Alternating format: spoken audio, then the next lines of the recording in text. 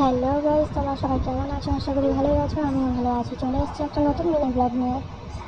তোমরা তো দেখতেই পাচ্ছ আমি রেডি হয়ে গেছি। এখন আমার মামামকে রেডি করাবো, আর রেডি করিয়ে আমরা এখন ঘুরতে বেরিয়ে পড়বো। মামামের চুলটা আঁচড়ে দিলাম, ব্যাস। মামামকে এখন বলছিলাম যে যাবো তো ঘুরতে, চলো। তারপরে চলে আমরা রাস্তায় বেরিয়ে পড়লাম।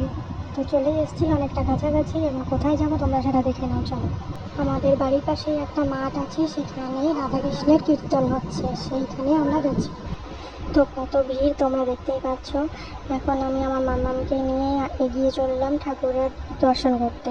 তো গোপাল দাদার চরণের আশীর্বাদ নেওয়ার জন্য মামামকে নিয়ে গেলাম, কিন্তু মাম্মাম দেখো এদিক ওদিক তাকিয়ে যাচ্ছে, ঠাকুরের দিকে এখনো তাকায়নি।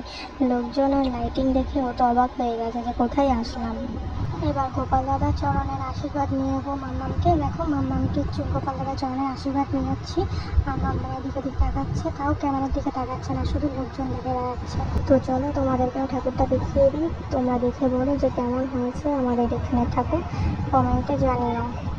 তো চটপট আমরা চলে আসলাম চটপটের দোকানে। চটপট আমার হাতেই দিয়ে দিল। খেতে খেতে বাড়ি যাবো, আর বাড়ি যেতে যেতে আমার মাম্মা ঘুমিয়ে পড়েছে, তোমরা দেখতেই পাচ্ছ। আর ভিডিওটি ভালো লাগলে সাবস্ক্রাইব করে দিও।